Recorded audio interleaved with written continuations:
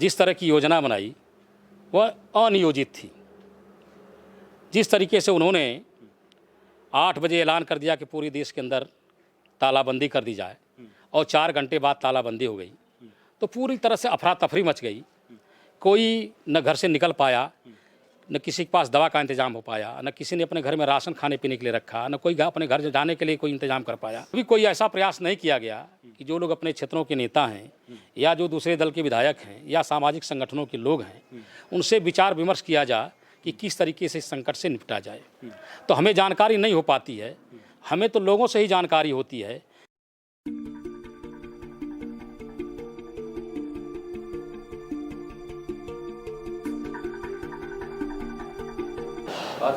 नमस्कार, आप सभी का स्वागत है। इस वक्त हम लोग मौजूद हैं आजमगढ़ ज़िले के सठियाओं में, और सठियाओं के एक महिला महाविद्यालय में मैं मौजूद हूं। और यहां पे आप देख रहे हैं बहुत सारी ई रिक्शा गाड़ियां खड़ी हैं, लाइन से खड़ी हैं गाड़ियां, और इन गाड़ियों में बहुत सारे पैकेट्स लदे हुए हैं जो राशन के पैकेट्स हैं। आपको मैं दिखा दूं, इसमें प्याज वगैरह, आलू, चावल, दाल, आटा और बहुत सारी चीज़ें रखी हुई हैं, खाद्य सामग्री रखी हुई है जो वितरित की जानी है। और ये क्यों वितरित की जानी है, इसकी भी वजह है, और उस वजह पे भी हम लोग बात करेंगे। हमारे साथ अभी थोड़ी देर बाद बातचीत करने के लिए मौजूद रहेंगे सपा नेता अखिलेश यादव, जो पूर्व जिलाध्यक्ष आजमगढ़ के हैं और मुबारकपुर विधानसभा क्षेत्र से उनकी जो चुनावी ज़मीन है मुबारकपुर विधानसभा है। और साथ ही साथ मेरे साथ बातचीत करने के लिए मौजूद रहेंगे सपा के उप जिलाध्यक्ष राय जी हैं, उनसे भी हम लोग बातचीत करेंगे। लेकिन उसके पहले मैं आपको बता दूं कि देश की जो मौजूदा हालत है, जो दशा है, वो किसी से छिपी नहीं है। मजदूरों का लगातार पूरे देश भर से पलायन हो रहा है, लगातार एक्सीडेंट हो रहे हैं, लगातार मजदूरों की मौत हो रही है, और वहीं पे पक्ष हो चाहे विपक्ष हो, एक दूसरे के आमने सामने भी हैं। राजनीति के जो धुरंधर हैं एक दूसरे के आमने सामने हैं, आरोप प्रत्यारोप के दौर भी चल रहे हैं। कोई सांत्वना दे रहा है मजदूरों की मौत पे, तो कोई मुआवजे की घोषणा कर रहा है। इन सब बातों के बीच में लगातार कुछ ऐसे लोग हैं जो राहत सामग्री का भी वितरण कर रहे हैं। उनका ये मानना है कि कोरोना अगर एक घातक संक्रामक बीमारी है जो छूने से एक दूसरे के फैलती है, मौत होने का भी कारण बन सकती है। अगर इसका खतरा है तो दूसरी तरफ भूख का वो खतरा है जो किसी बीमारी के शक्ल में नहीं है, लेकिन मौत का एक बड़ा जिम्मेदार बन करके उभरी है। तो उस भूख से निजात दिलाने के लिए, उस मौत से निजात दिलाने के लिए लगातार सपा नेता सक्रिय हैं अपने क्षेत्र में, विधानसभा क्षेत्र में लगातार इस तरह की राहत सामग्री वितरण कर रहे हैं। तो देर ना करते हुए उन्हीं से बातचीत करूंगा कि आखिर आज का ये जो आयोजन है वो किस तरह का है, फिर आगे की बात करते हैं। सबसे पहले तो स्वागत है आपका। बहुत बहुत धन्यवाद सर। आप ये बताइए कि ये जो लगातार, एक बार हमने और आपका कवरेज किया, लगातार सुन रहे हैं जब से लॉकडाउन चल रहा है, राशन वितरण का ये जो कार्यक्रम है आपका वो चल रहा है, तो आज का विशेष क्या है, क्यों इतनी सारी गाड़ियां लगी हैं? सर पहले तो मैं आपसे ये बता दूं कि सरकार की बद इंतजामी के चलते तमाम जो लोग सड़कों पर गाड़ियों के नीचे दब करके मर गए, ट्रेन के नीचे आकर के मर गए, या भूखे प्यासे दवा के अभाव में मर गए, सबकी मृत आत्माओं को शांति के लिए ईश्वर से प्रार्थना करता हूं और उन पीड़ित परिवारों के लिए संवेदना व्यक्त करता हूं। जहां तक आज के कार्यक्रम का प्रश्न है, तो समाजवादी पार्टी के राष्ट्रीय अध्यक्ष माननीय श्री अखिलेश यादव जी के निर्देश पर कि समाजवादी साथी संकट के दौर में अपने अपने क्षेत्रों में लगातार ज़रूरतमंद लोगों की मदद करते रहें, उसी क्रम में मुबारकपुर विधानसभा क्षेत्र में, जैसा कि आप जानते हैं कि ये मेरा क्षेत्र है और यहाँ के सारे लोग मेरे अपने परिवार जैसे हैं, तो मैं भरसक पूरा प्रयास करता हूँ कि कोई भी व्यक्ति बिना खाए न रात में सोए, और कोई व्यक्ति दवा के अभाव में न रहे, कोई बच्चा दूध के अभाव में न रहे। और आज का जो कार्यक्रम है विशेष रूप से इस प्रयोजन से है कि हर बार जब ईद आती थी तो हम ईद के मौके पर अपने मुसलमान भाइयों के घर पर जाते थे, सेवई भी खाते थे, मिठाइयाँ भी खाते थे, गले मिल करके एक दूसरे को खुशियाँ बांटते थे और ऊपर वाले से ईद के दिन दुआ करते थे कि देश में शांति और सौहार्द बना रहे। लेकिन इस बार जो संकट है ईद के लिए, वो बहुत बड़ा संकट है, और इस बार हमें नहीं लगता कि हम लोगों के परिवारों में पहुंच पाएंगे। तो हमने एक कार्यक्रम बनाया, यह एक संकेत मात्र है कि हम आपके हैं और आपके हर सुख दुख में आपके साथ खड़े हैं। ईद की शुभकामना के साथ एक हमारा सांकेतिक यह हाजिरी एक तरीके से अपने लोगों के बीच में है इसी उद्देश्य से यह कार्यक्रम आज का जो ये राहत सामग्री का जो वितरण है वो मुस्लिम परिवारों को विशेषता ध्यान में रख के किया जा रहा है?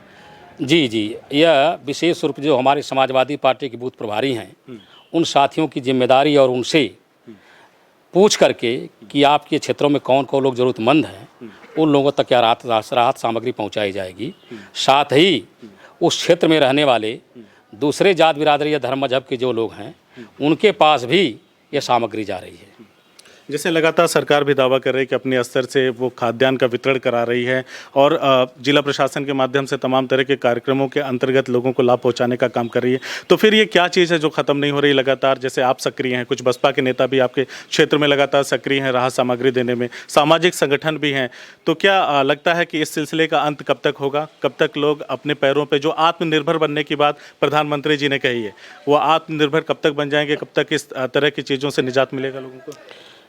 वसीम भाई, आप बहुत ही अनुभवी और समझदार व्यक्ति हैं। पहले जब कभी भी इस तरह का संकट देश के अंदर या प्रदेश के अंदर आता था तो सत्ताधारी दल जिसके प्रतिनिधि के रूप में प्रशासन काम करता था, प्रशासन के लोग विपक्ष के साथ भी बैठ करके समस्याओं पर चर्चा करते थे और उनसे भी नोट करते थे कहाँ क्या करना चाहिए, किस तरीके की व्यवस्था जनता को देना चाहिए। इस बार पहली बार ऐसा हुआ है कि सिर्फ एक व्यक्ति प्रधानमंत्री महोदय सारी क्रेडिट लेना चाहते हैं और हमें दुख है कि संकट के समय भी उन्होंने विरोधियों से या विपक्ष के लोगों से सहयोग लेने का काम नहीं किया। तो हमें ज़िले के अंदर भी किसी भी शासन के अधिकारी या प्रशासन के अधिकारी द्वारा कभी कोई ऐसा प्रयास नहीं किया गया कि जो लोग अपने क्षेत्रों के नेता हैं या जो दूसरे दल के विधायक हैं या सामाजिक संगठनों के लोग हैं उनसे विचार विमर्श किया जाए कि किस तरीके से इस संकट से निपटा जाए।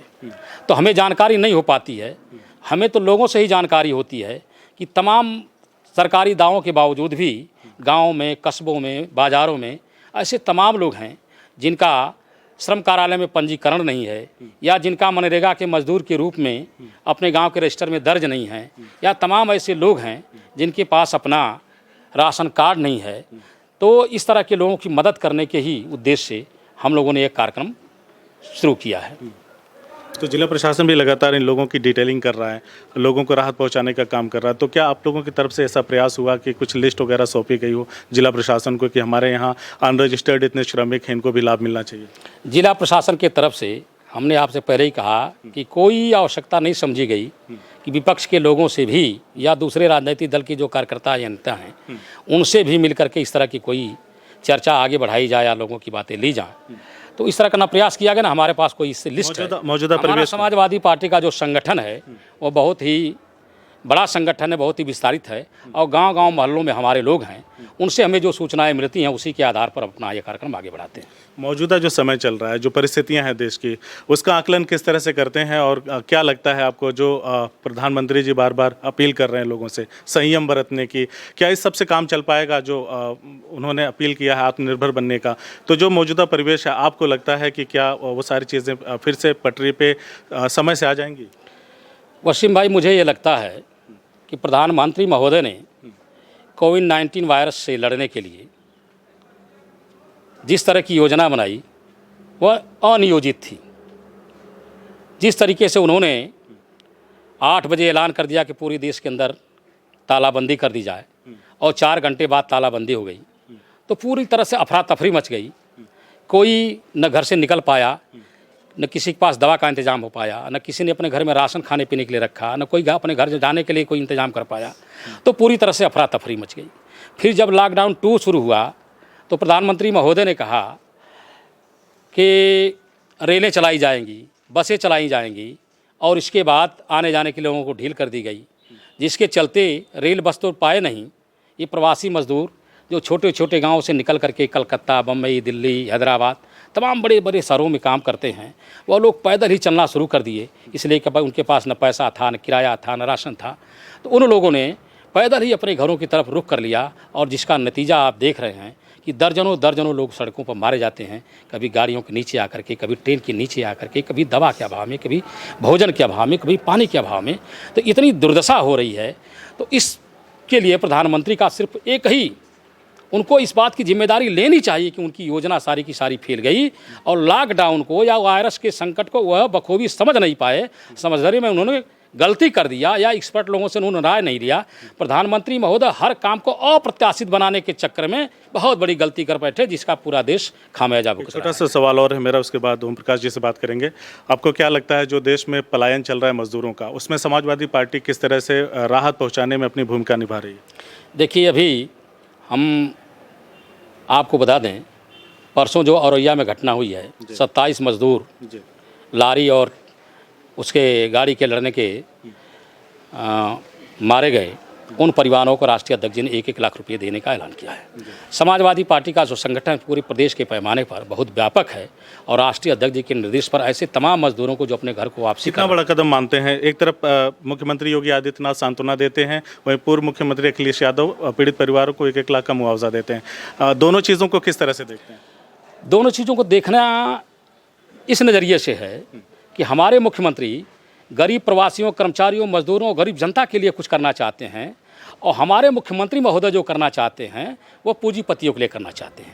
आप बता दीजिए, इस दौर में जब श्रमिकों की मदद करनी चाहिए, जब कमज़ोर व्यापारियों की मदद करनी चाहिए, जब प्रधानमंत्री महोदय पूरी दुनिया घूम करके चले आए कि लोकल चीज़ों को बढ़ावा दिया जाए और बातें लंबी हो जाएंगी, जिस तरीके से रक्षा क्षेत्र में उन्होंने अभी 49% से उठा करके 74% प्राइवेट निवेश को या विदेशी निवेश को बुलावा दिया है, तो इस तरह की जो बातें हो रही हैं, तो हमारे राष्ट्रीय अध्यक्ष जी, हमारे जो नेता हैं वो गरीबों के लिए हैं और सरकार जो है पूंजीपतियों की सरकार है। अभी श्रमिक कानून का उन्होंने 3 साल के लिए पाबंदी लगा दिया, श्रमिक को कोई अधिकार नहीं रह गया।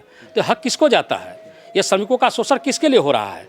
68,000 करोड़ रुपया, 68 लाख करोड़ रुपया, 68,000 करोड़ रुपया एक तरफ पूंजीपतियों का माफ़ किया जाता है और दूसरे राहत के नाम पर कहा जाता है कि जो दस्तकार और काश्तकार हैं, जो बुनकर हैं, जो ठेला चलाते हैं, जो खोमचा चलाते हैं या गाँव में जो रह कर के तमाम कुटीर उद्योग धंधे चलाते हैं, उनको लोन दिया जाएगा। एक तरफ आप पूंजीपतियों का कर्जा माफ़ करते हैं और दूसरी तरफ गरीबों को कर्जा देने की बात करते हैं। तो जाहिर सी बात है कि समाजवादी पार्टी और उसके राष्ट्रीय अध्यक्ष नेता जनता के नेता हैं और यह सरकार पूंजीपतियों के हक में काम करने वाली। ओम प्रकाश जी, क्या लगता है आपको, लॉकडाउन 3 का आज आखिरी दिन है, क्या लगता है लॉकडाउन बढ़ेगा?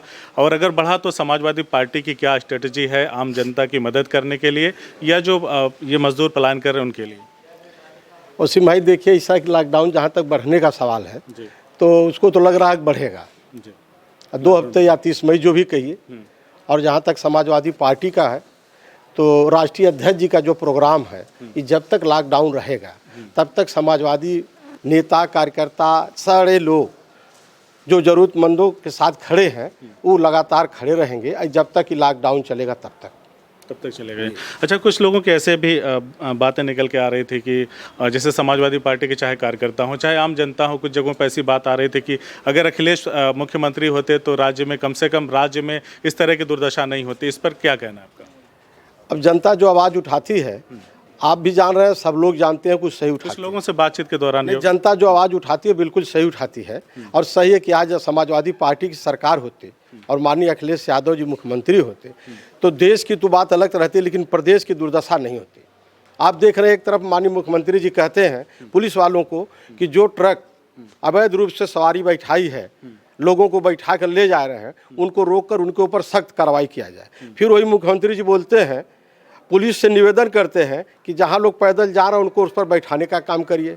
कि क्या नीति उनकी खुद नहीं समझ पा रहे कि हमको क्या करना क्या नहीं करना। कंफ्यूजन। हाँ, कंफ्यूजन है। और देख लीजिए ऊपर से नीचे तक अलग अलग लोग, एक जैसे खाता पहले था आपदा के लिए, आप देख रहे हैं या सब लोग देख रहे हैं कि इन लोगों ने अलग अलग दूसरा एक खाता खुलवा दिया है। ये राजनीति कर PM केयर का। हाँ, PM केयर का करवा लिया, यहाँ जोगी जी भी करवा लिया। हर विभागों से ये हो रहा है कि पैसा आवे, हर बड़े बड़े व्यापारी जिनको सुविधा दे रहे हैं उनसे पैसा आ रहा है, कोई विभाग बचा नहीं है। जिससे प्रधानमंत्री जी के साथ साथ माननीय मुख्यमंत्री जी ने पैसा अपने उस फंड में इकट्ठा नहीं किया जिसको बता रहे हैं कि हम ज़रूरतमंद लोगों को खर्च करेंगे। खर्च कहाँ कर रहे हैं, कैसे कर रहे हैं, कुछ पता नहीं चल रहा है। जहाँ तक आप बात करते हैं मनरेगा की या और अन्य विभागों में पंजीकृत जितने भी श्रमिक हैं, तो उसमें तो मान लीजिए कि पहले से भी हजार होता था, थोड़ा बढ़ा दिए, लेकिन वितरण तो पहले से भी होता था। कोटा धारक थे, कार्ड था, गल्ला उनको मिलता था, थोड़ा सा बढ़ा दिए, तो थोड़ा सा बढ़ाए, कितना खर्च कर रहे हैं क्या उसका कोई डाटा नहीं, ना कोई उसका हिसाब दे रहे हैं, ना बता रहे हैं। पैसा कितना आ रहा है उसको भी नहीं बता रहे हैं।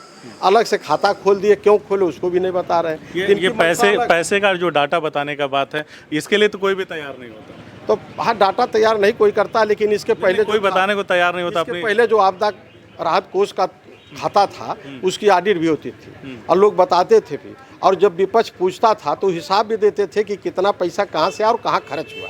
इस बार ऐसा नहीं हुआ। ऐसा नहीं हो रहा है। तो क्या लग रहा है अखिलेश जी, आपको क्या लग रहा है लॉकडाउन 4, जैसा कि अभी हमने ओम प्रकाश जी से बात किया, उन्होंने कहा कि लॉकडाउन 4 हो सकता है बढ़ाया जाए, आ जाए लॉकडाउन 4, तो ये जो आपका मदद करने का सिलसिला है उसमें भी जारी रहेगा? आपने उस दिन प्रधानमंत्री का संदेश सुना जिन्होंने कहा था कि लॉकडाउन 4 तमाम खूबियों को लेकर के आएगा। हमारा मानना है कि लॉकडाउन 4 तमाम खामियों को लेकर के आएगा, जिसके लिए हमको लड़ने के लिए तैयार रहना चाहिए। हम अपने लोगों से अपील करते हैं कि सोशल डिस्टेंस बनाएं, सफाई का ध्यान रखें, मास्क लगाएं और किसी भी हालत में ऐसे लोगों के बीच में संपर्क न रखें जो लोग कोरोना पीड़ित हैं। इस तरह के लोगों से संपर्क न रखें और सबकी सेवा करते रहें। यह लॉकडाउन बढ़ेगा भी और कोरोना की महामारी, आप लोग मदद करने के लिए तैयार हैं? हम सब लोग, जब तक ये बीमारी रहेगी और जब तक राष्ट्रीय अध्यक्ष जी का निर्देश रहेगा, हम लोगों की तो ज़िंदगी ही है सामाजिक, और इसी जनता के ही नाम पर हम लोग जीते और मरते हैं, तो हम लोग कहाँ जाएंगे। लगातार मदद करते रहेंगे जितनी हमारी सामर्थ्य रहेगी। और हमारे पास, वसीम भाई, अपना कुछ नहीं है। हमारे पास अपना कुछ नहीं है, हमारे पास वही है जो हमारे लोग सहयोग करते हैं। तो लोग सहयोग करते रहेंगे, सिलसिला आगे बढ़ता रहेगा। सहयोग करते रहेंगे, सिलसिला आगे बढ़ता रहेगा। मैं आपको एक बार फिर दिखा दूं, राहुल उधर से दिखाएं, यहाँ पे गाड़ियाँ लग चुकी हैं। अब ये विधानसभा मुबारकपुर के हर एक बूथ पे जाएगी। वहाँ से जो बूथ स्तर के नेता हैं उनसे ज़रूरतमंद लोग अपने अपने पैकेट को लेके जाएंगे। अभी हमने अखिलेश जी से बात किया, उन्होंने कहा कि लॉकडाउन 4 अगर लगता है या जब तक ये महामारी रहेगी तब तक समाजवादी पार्टी अपने राष्ट्रीय अध्यक्ष के निर्देशन पर इस तरह के कार्यक्रम करती रहेगी, इस तरह से लोगों की मदद करती रहेगी और समाज सेवा का कोई भी मौका वो छोड़ेंगे नहीं। हमसे बातचीत करने के लिए अखिलेश जी बहुत बहुत शुक्रिया। बहुत बहुत धन्यवाद सर। शुक्रिया सर। बहुत बहुत धन्यवाद।